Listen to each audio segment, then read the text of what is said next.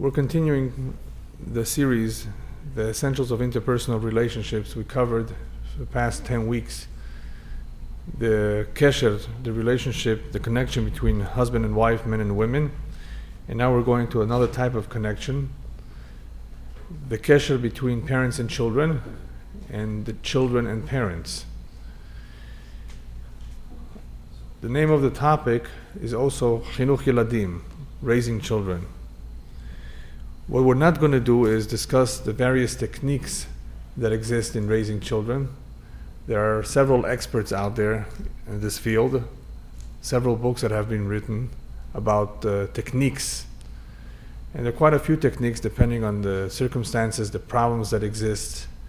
But we're not going to do that. What I want to do tonight is discuss more about the importance of the subject, how to approach it from the Jewish perspective, and to try to better understand the connection, the essence of the connection, the bond between a parent and a child.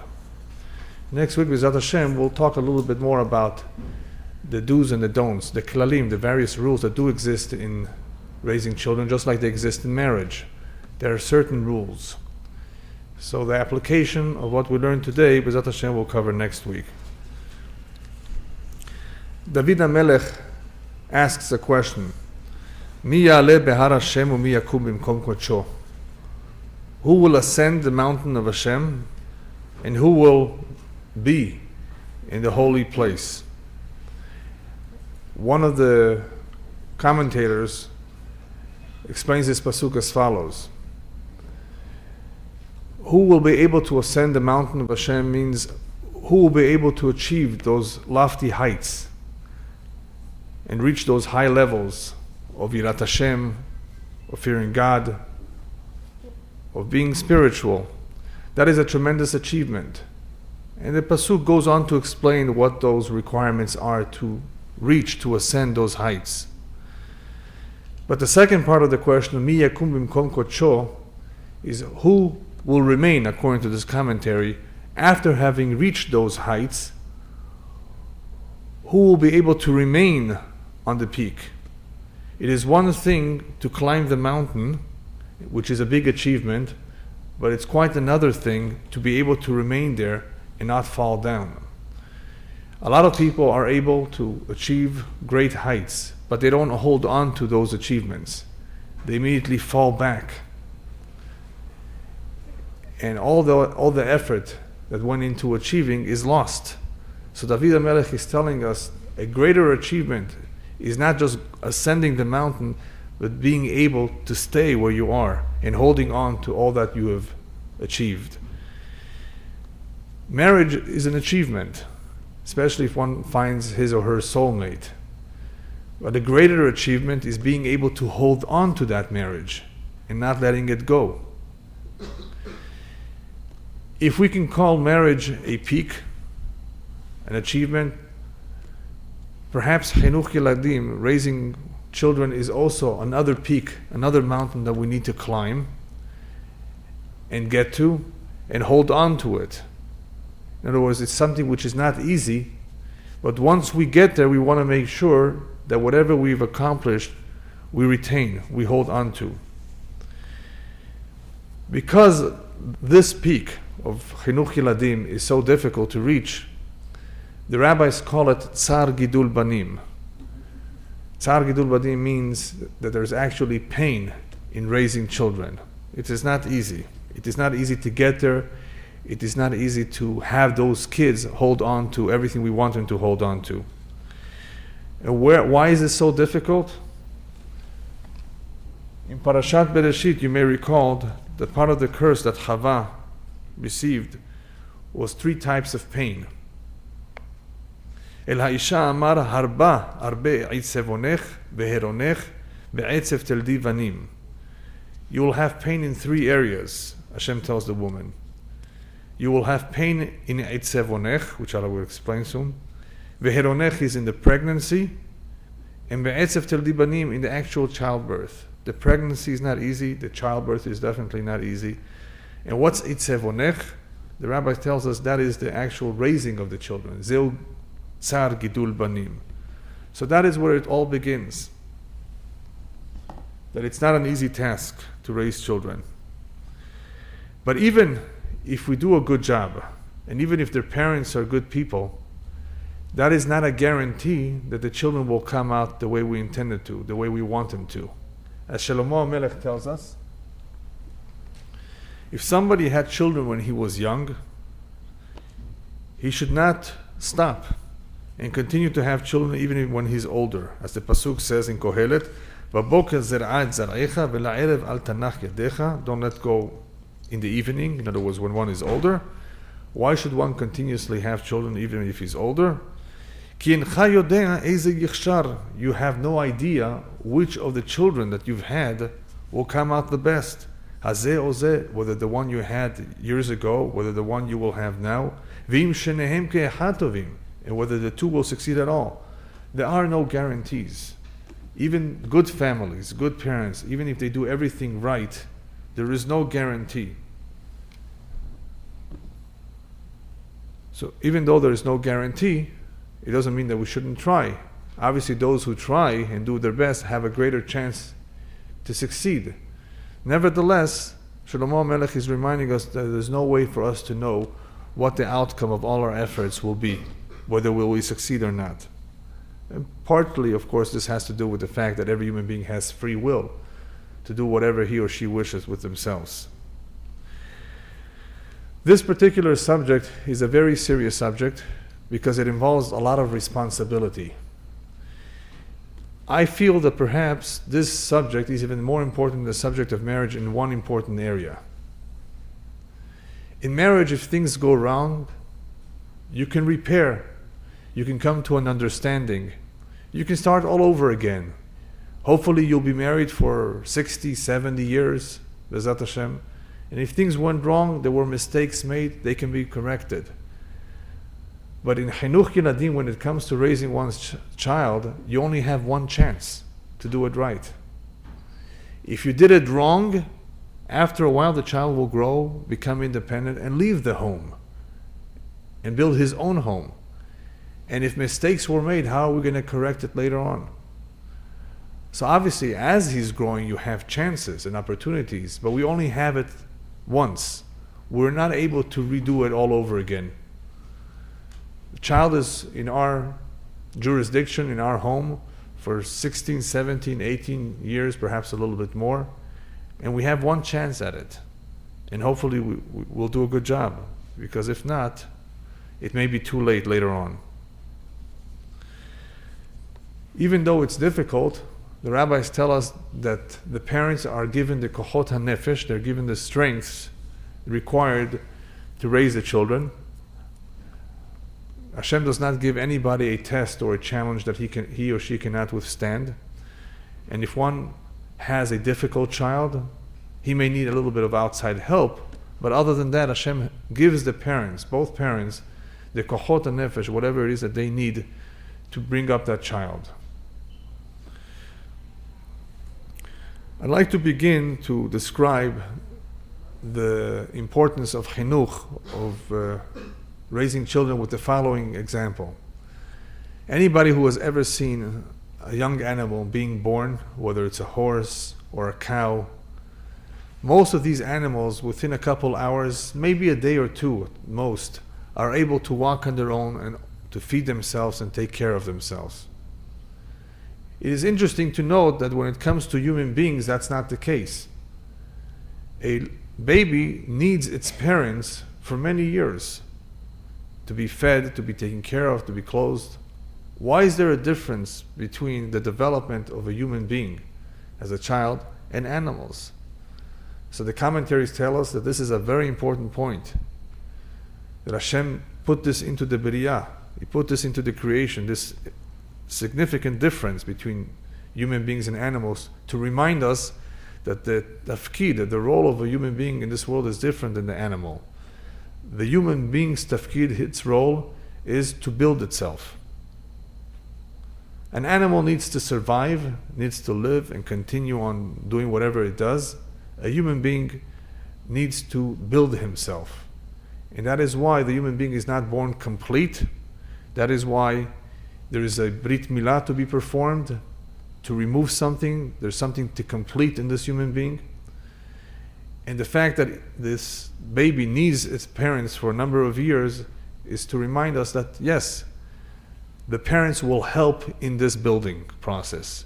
And that is why banim are called banim, milashon boneh. Children are called in Hebrew banim from the root boneh, to build. Because we are building them, and as we build them, we build ourselves too. So a great deal of the chinuch of the child involves building him.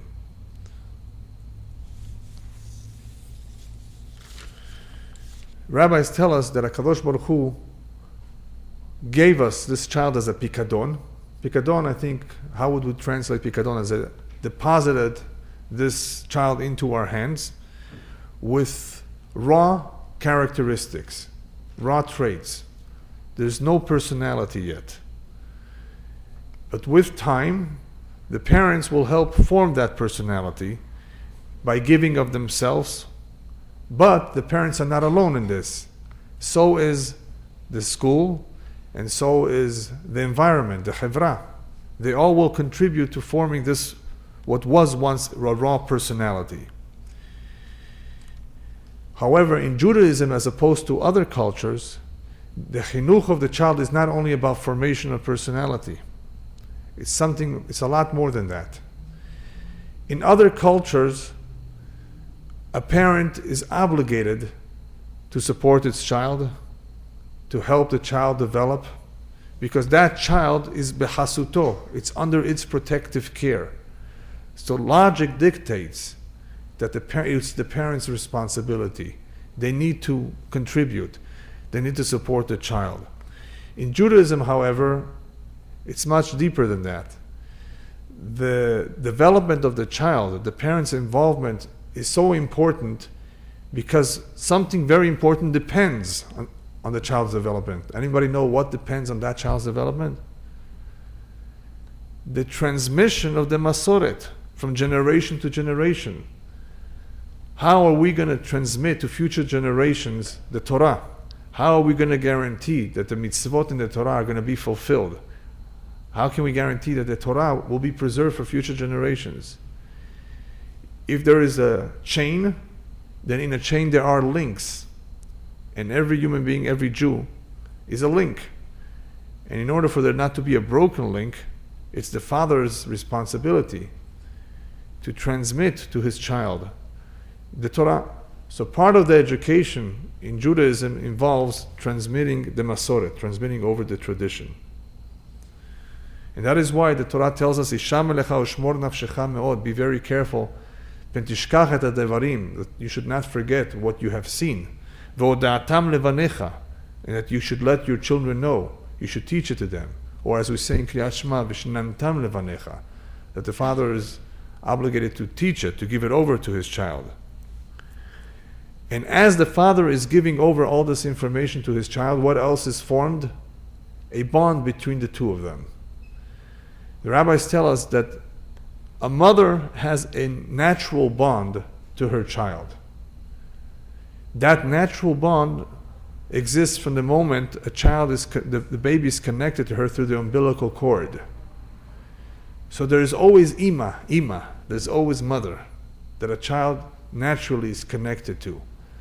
But the bond of the father comes about through the chinuch that he invests. The fact that he learns with his child, that he reprimands him, that he speaks to him, all of that is chinuch. That is not only for information purposes, it's also to generate a bond between the two of them. How else are they ever going to have a bond? And today in age, this bond is more important than ever. Because parents come home late, they work very hard, long hours, they're busy with all sorts of things that our parents and grandparents did not have, and there's less and less time to devote to the children. So this bond is weakening.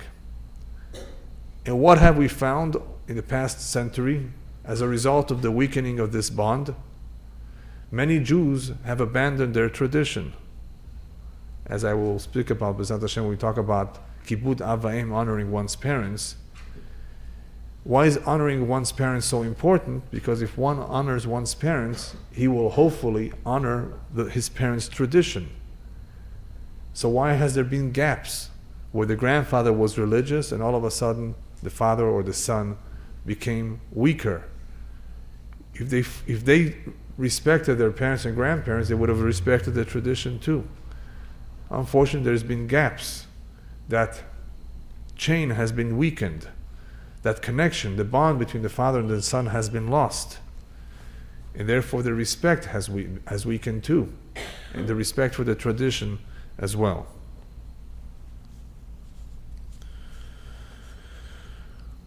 In order for the chinuch of the parents, for the parents' influence to succeed, three things have to occur. As I mentioned earlier, the parents are not alone. There is a school, there are friends, there is outside environment. Everyone is trying to compete. Everyone is trying to influence the child. In order for the parents, therefore, to succeed, the following needs to occur. Number one, there needs to be a dugma ishit, an example in the parents, which I will elaborate a little bit later.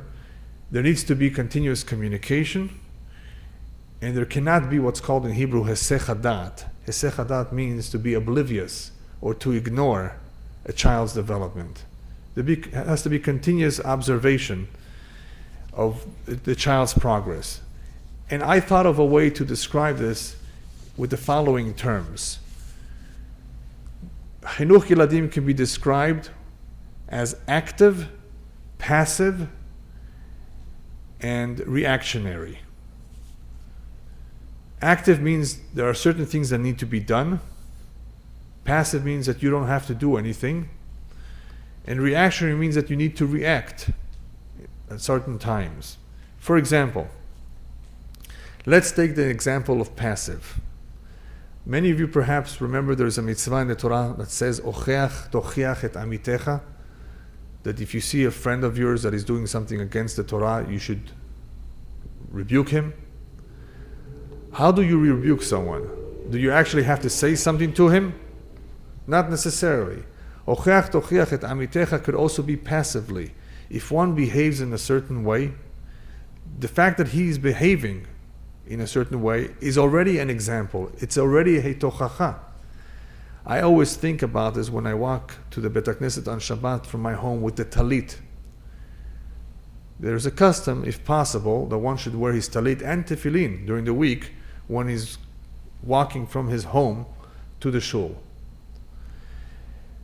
And as I'm walking and approaching the shul and I go through the street, I say to myself, I'm sure, and I hope, that there are some Jews out there who maybe are not observant and are seeing me go through the street with this talit. Perhaps this will remind them that today is Shabbat. Perhaps this will bring some memories back, that they recall seeing their father and grandfather wear a talit. When one behaves like a Jew, when he wears a kippah on the street, when he walks with a talit or a tzitzit, he's making a very powerful statement. I'm Jewish. I'm proud of what I am. I'm not afraid to be Jewish. And that statement can rekindle a spark in a Jew who's lost, whose father or grandfather may have assimilated, and he knows nothing about Judaism or knows very little. So that's a passive tochacha. You're not saying anything. You didn't say a word. The fact that you are behaving in a certain way, acting in a certain way, is in itself a form of chinuch, a form of tochacha. So that's called passive. What's active? Active is the continuous communication. Just like in marriage, there's an importance to communicating, to talking to each other, to being able to resolve problems together. In chinuch yiladim, there also needs to be continuous communication, because the rabbis tell us even though a father is a father, he also should be a friend. On a certain level, a child should not be afraid of his father. He should be able to speak to his father, should be able to be open with his dad. If he's not able to be open, then we have a problem in communication. We'll talk a little bit more about that next week, on what not to do so as not to create a distance between a parent and the child, where the child loses confidence and turns to other people or doesn't turn to anybody and remains depressed. So communication is very healthy. And since a father is not naturally bonded to his son, he needs a venue to communicate. And the rabbis tell us that that venue is the Torah. When a father teaches his son Torah, and if he cannot teach him Torah because the father does not know, then he can talk to him, he can go out with him, he can speak about other things too. There needs to be open channels of communication. That's the active part of the chinuch, when we actually do things, when we actually say things. It's not passive, it's active. And what's reactionary? Reactionary is not to have hesech hadat. Hesech hadat means that one is oblivious, one ignores, one is not observing. When something happens in the home, sometimes we have to react to it. Something is wrong. A child did something not right. He did not wear his kippah. For some reason, he did not wear his tzitzit because he claims it's too hot. That's not an excuse to not wear tzitzit. But it requires our intervention. It requires us to react, to not allow it, to not tolerate it. Because if we do, that means we agree with it. And eventually it becomes harder to encourage them to do something that we've all along said it's okay. Why is this investment so important? Why do we have to be involved so much with our children in an active, passive, and a reactionary way? So the rabbis tell us because chinuch is not iluf. Iluf means training. Chinuch means education. What's the difference between training and educating? Society as a whole is trained to follow certain rules of behavior. You want to survive, you want to be accepted in society, you have to follow certain norms and certain rules. So you need to be trained. People go to college to be trained. The parents sometimes train their children how to behave. We call it in English manners. Certain mannerisms. That's called iluf, training. Training does not transform an individual, does not make anything of him. All it is training. He gets used to certain things, certain attitudes, certain behavior. Chinuch is very, very different. When we talk about chinuch, we're talking about having the child acquire values. Having a child know what is important in life, what is a priority. Chinuch gives a child a moreh derech. It gives him a guide on how to live his life. And it develops his character, something which training does not offer.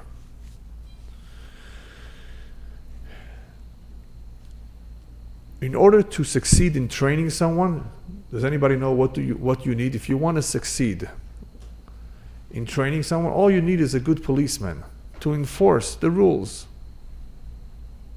And you will succeed in training someone in case he's somebody hard to train. How do you measure success in chinuch? When the child does what you wanted of him on his own, without a policeman. In other words, if we act as policemen to train and we demand certain things and the child does it because we demanded, that's very nice. But that's not success. Success in chinuch is measured as if the child, years down the road, is going to do something on his own because he wants to do it. Something that we've always asked of him in the past. Something that we've demanded. But now he does it on his own. Not because he's being told to do it. That's because he's being forced to do it. So to train is very easy. You can enforce and you can get what you want from the child. The trick is to educate the child. The goal of education is that the child should want to do it on his own when he grows up, and not because he's forced to do it. If he does so on his own, you know that you've succeeded. And that is why the rabbis continuously emphasize that one cannot minimize the impact of education, and that it requires investment, that nothing happens by itself. There are many parents who have an attitude, oh, it's okay, he will get over it, he will grow up, he will mature, and everything will be all right. Time will do its share. things will just happen by themselves. That's not true. Whoever thinks like that will fail. Unless the child is a real good neshama, unless he has good friends and good teachers, if you let the child just develop on his own, he will not succeed. So how do we begin to approach this topic of Hinuch? What is there for us to do? So I mentioned earlier that one of the most important ingredients is dugma ishit. One has to be an example at home. The reason why that's so important is because imagine somebody who is a kapdan. He's a very strict parent. And he's telling his child, you have to learn to be tolerant of other people's views. And here the father is very strict, right? And it's totally not tolerant. How does somebody who's not tolerant expect to teach tolerance? Somebody who's a ka'asan, he gets angry very often, teaching his child to be moderate and calm when he is a ka'asan. He cannot therefore teach moderation. He cannot teach patience. But my favorite is somebody who's a cheater and a liar, reminding his children that you need to be honest. Honesty is very important. Never lie. And he himself is a crook. And the best example, and this unfortunately happens in many homes, is a little boy going over to the telephone and telling the caller, my father told me to tell you that he's not home.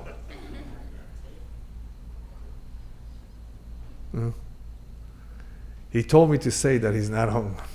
The child doesn't know better.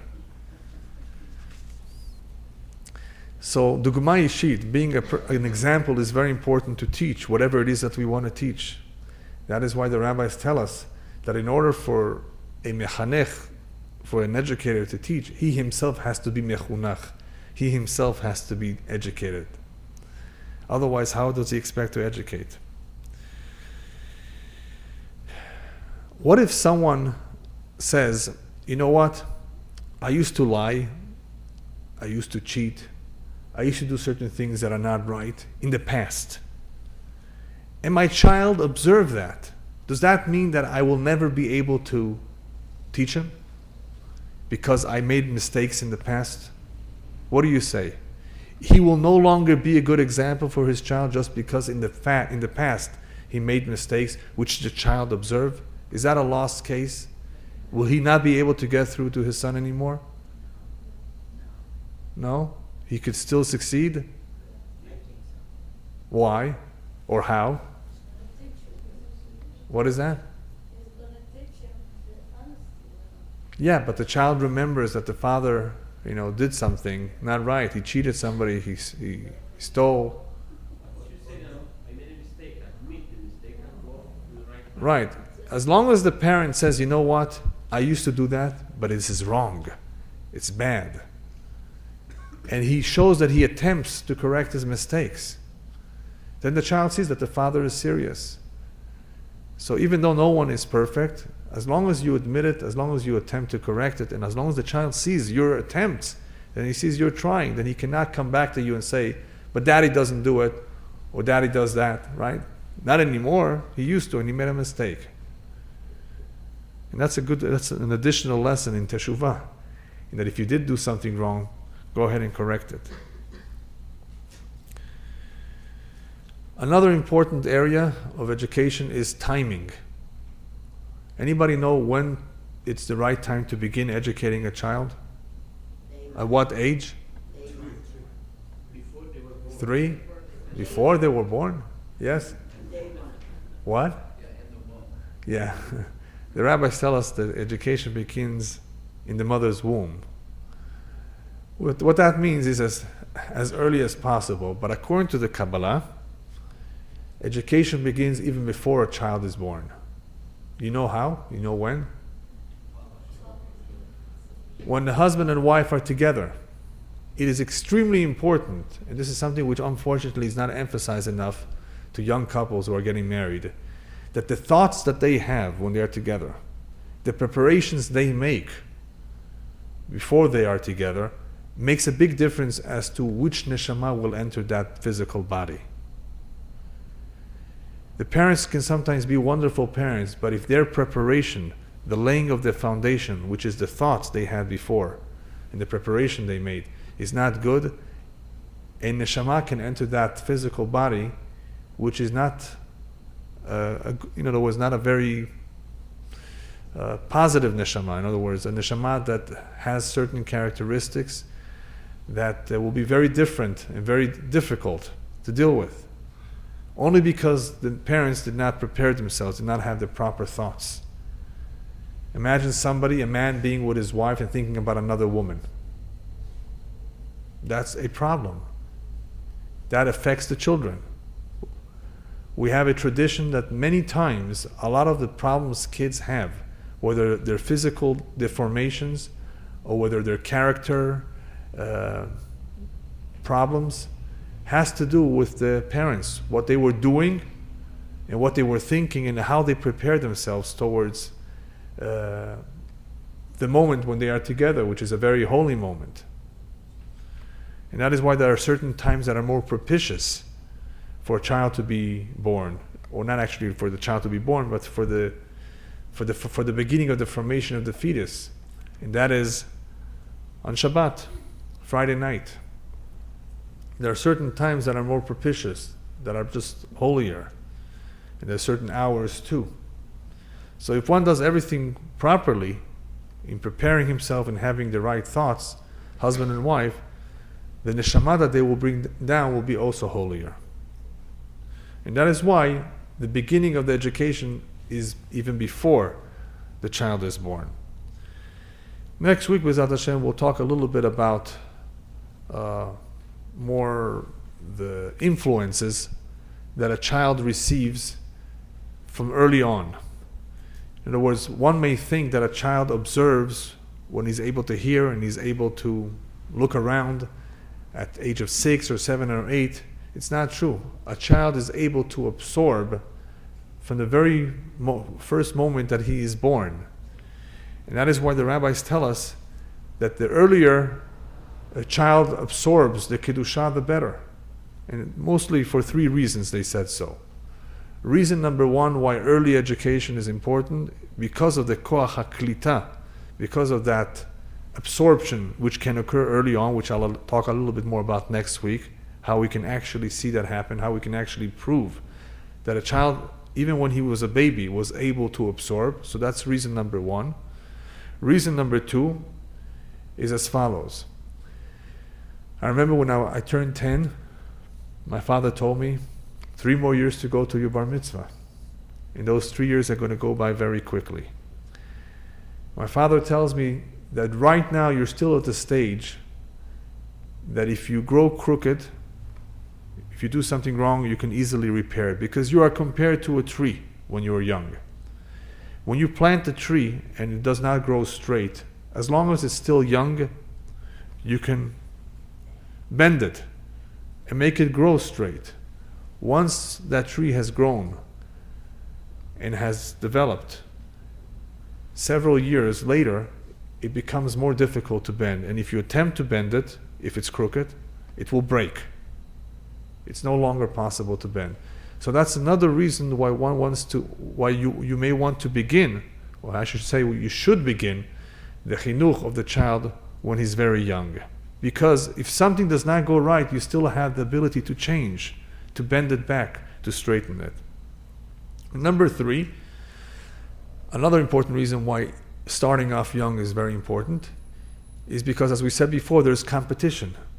There's outside influences. And you want to be number 1. You want to be the most important influence.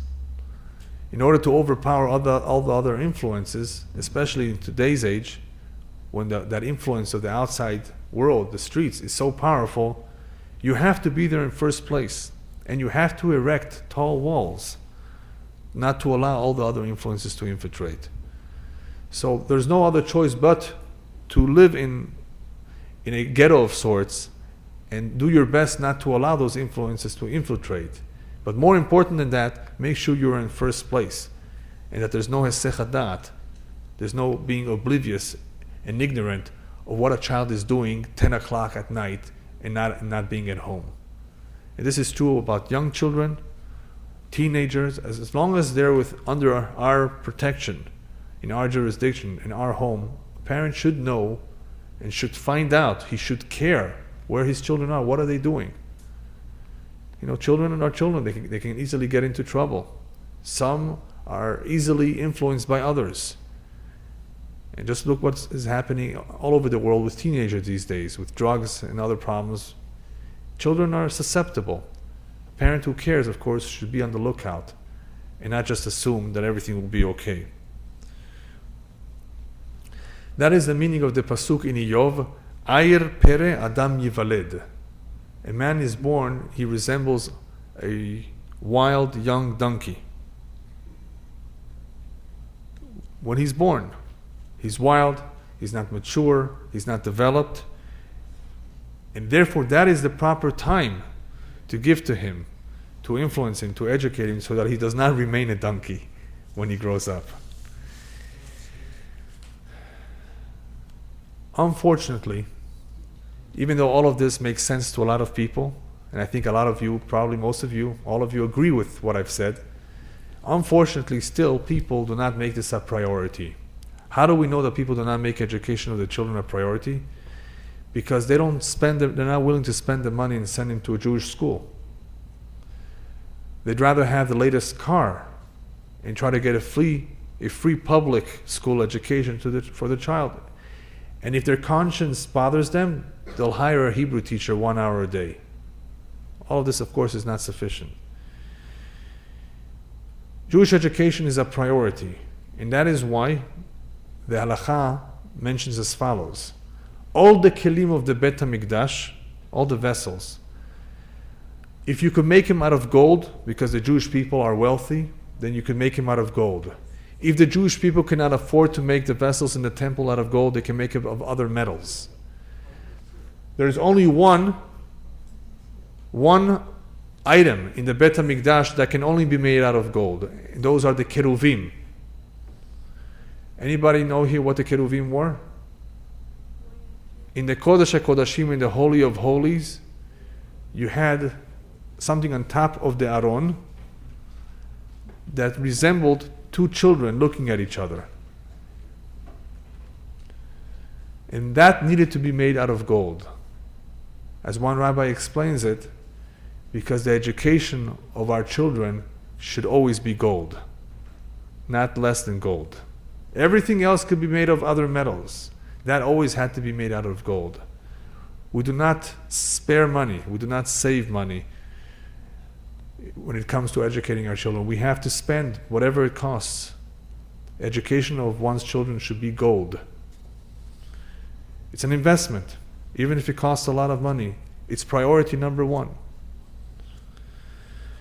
And because this is priority number one, our forefathers all throughout all of history, if you look back, they were willing to sacrifice. Mothers were willing to sell their jewelry in order to pay for their kids' education. When our mothers lit candles, that is what they prayed for, that their children should remain Jewish. That is what mattered the most. I'd like to share with you a story to illustrate this point, how important Jewish education was and what Jewish parents were willing to do. The Radvaz, great rabbi who lived several hundred years ago, was once crying.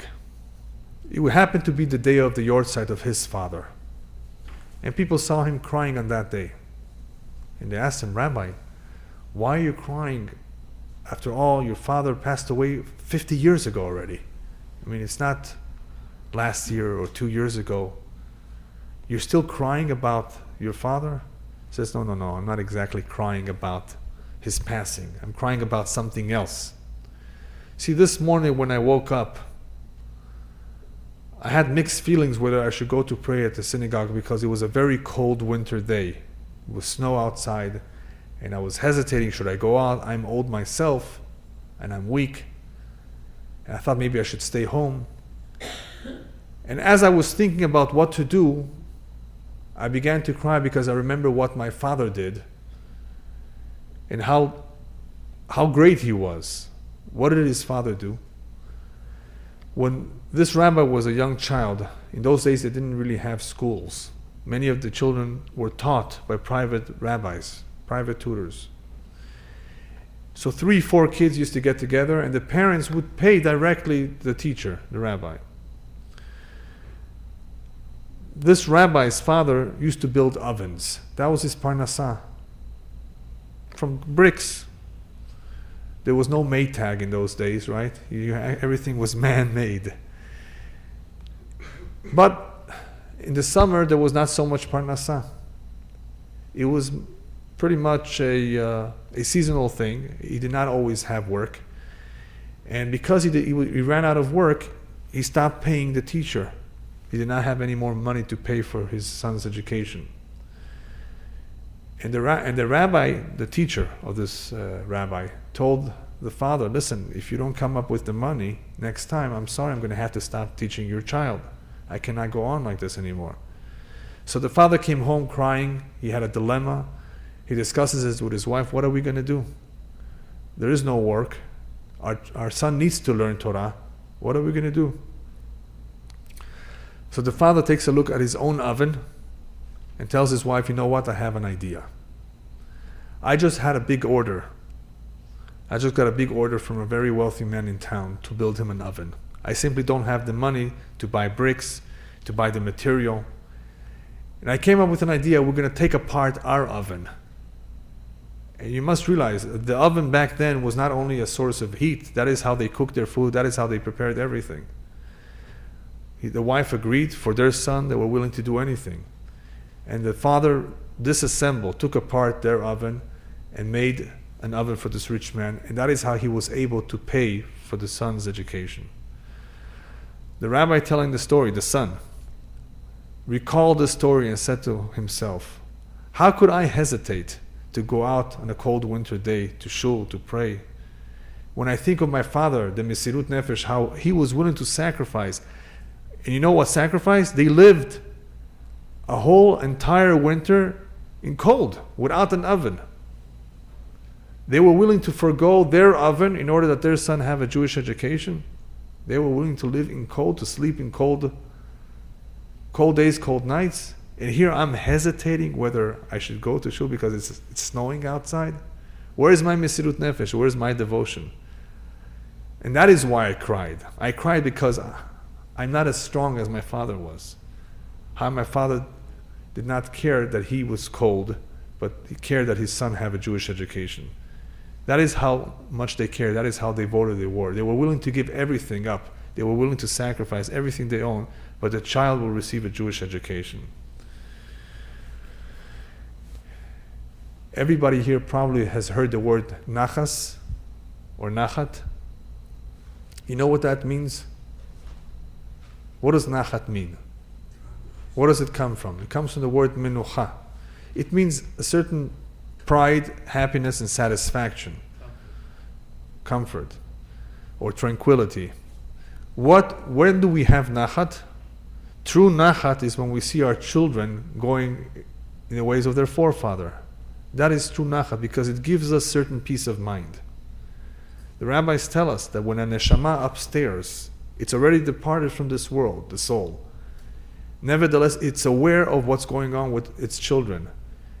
When it sees that its children are not doing the right thing, it suffers. It's in tremendous pain. Because there is still a connection after one departs from this world with one's children.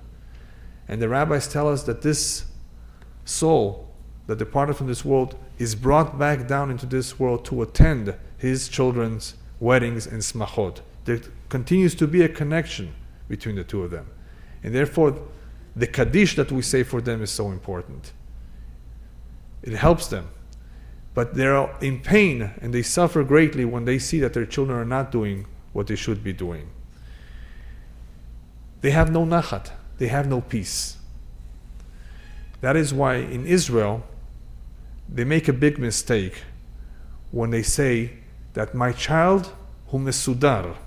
There's a famous expression in Hebrew in Israel. Hayeled sheli mesudar. Mesudar means everything is taken. He has everything going for him. What does that mean? He has a car, a Volvo, a Villa, and a Vespa, right? He has everything. That's called mesudar. Where in reality, what is really mesudar? If a child's neshama is mesudar, in other words, if he's going in the right way, if a child is doing the right things, behaving himself, that really is what we should be calling mesudar, not a car and a house. But people unfortunately have their priorities mixed up, and they think that is what's important. B'ezrat Hashem, next week we'll talk a little bit more about the applications of these principles. These are just principles, these are just ideas. Nevertheless, there are a lot of suggestions, good advice that the rabbis gave us of what to do and what not to do in order that we should be able to preserve that very special bond that we have with our children. And even though we cannot guarantee what the outcome will be from our efforts, if we don't try, then we for sure will not succeed. If we make an effort, then together, with the help of Borei Olam, along with our prayers, B'ezrat Hashem, we will succeed, and hopefully all of us will have nachat from our children. Yes? I wanted to ask Rabbi what you just said about keeping an eye on your children. What happened at the end of the middle to the end of the 19th century in Europe when many yeshiva boys during the Haskalah movement left the yeshivas en masse and went into philosophy in the universities? Who was responsible, Rabbi? Was it the parents? Was it the yeshiva rabbis? Who was responsible for the boys leaving the yeshiva? Okay, that's a very good question. And some have asked this question a little bit differently. What you have asked is, who is responsible for all those Bachurei Yeshiva who have dropped out of yeshivot? Yeah. There's another question that is very similar. Why didn't we see this rate of dropouts amongst Sephardic Jews, and much more so only amongst the Ashkenazic Jews? And the answer is the same to both questions. What you had in Europe is the Haskalah, or the Enlightenment, the movement that promoted colleges and further studies, secular studies, and there was a lot of pressure. And the Jew in Europe was in many places treated as a second-class citizen. There was persecution. So those who were weak, who had a weak root system, as I call it, were easily fell prey. In other words, they were the first victims. And that is why a strong root system is very important. And when we talk about a strong root system, we mean dugma ishit, that the parents are very strong. If a father, if a mother is not strong, they cannot expect their child to be stronger than they are. It's very rare. I mean, there are those who do teshuvah, the children, the grandchildren are very, very strong, but ordinarily, you cannot expect to get more than what you gave. So if there was a strong root system, the chances that the boy remained in the world of yeshivot were better. If the home was not as strong, I'll give you an example. What's a home that was not strong? They were shomer Shabbat. They kept kosher. The woman went to the mikveh. But the father read newspapers. You might say, reading newspapers? What's wrong with reading newspapers? That's because all of us today read the LA Times. We're so used to it. But in those days, bringing in a newspaper into a Jewish home was asur. It was like, you didn't do that kind of thing. It was pasul. Some did not even have a radio, did not even allow a radio into the home. So anytime somebody broke the barriers that were set up, anytime you allowed a little bit to infiltrate the home, you were breaking down some of those fences, and eventually there were too many holes were formed, and the child got out. Understand? So that is how these things happen. What did we say before? There are a lot of influences out there that are competing with the parents' education. There's the outside influences, there's the schools they go to. If you send a child to a public school, what do you expect of him? What is he going to see? Who will he fall in love with? Maybe not a Jewish girl, maybe a non-Jewish girl.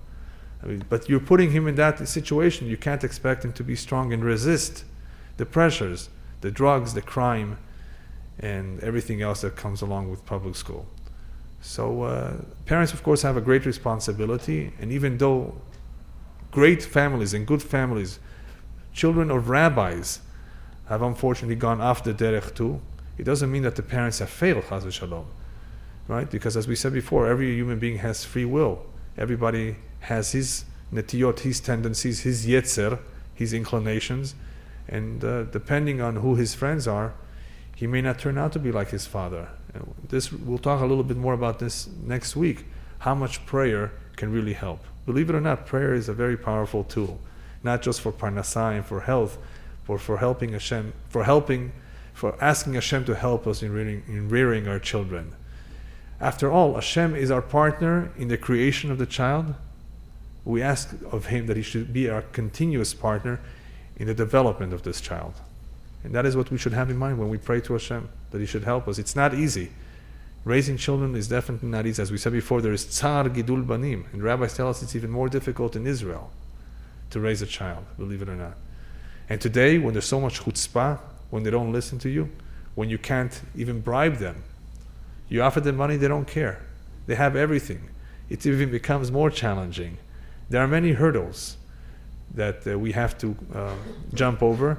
And as I said in the very beginning, Chinuch Yiladim, we can look at it as a peak, the peak of a mountain that we need to reach. We need to conquer it. It is possible if we watch it, if we do the right things, and we make sure to avoid not doing what we should not be doing. And one of those things is just ignoring, the child altogether. Yes? One more quick question, Rabbi. Can you explain the concept that you mentioned before about two tables? Very rarely does Hashem give one success at two tables, parnasa and good children. You've mentioned that before. To get two tables is very rare. Yes, it is mentioned in Chazal that not everybody zochel lishnei shulchanot. In other words, to be great in Torah, and to be wealthy. In other words, to have all the blessings in the world. It's a rarity. We all have our little package, as we say in Yiddish, a little pekale of problems.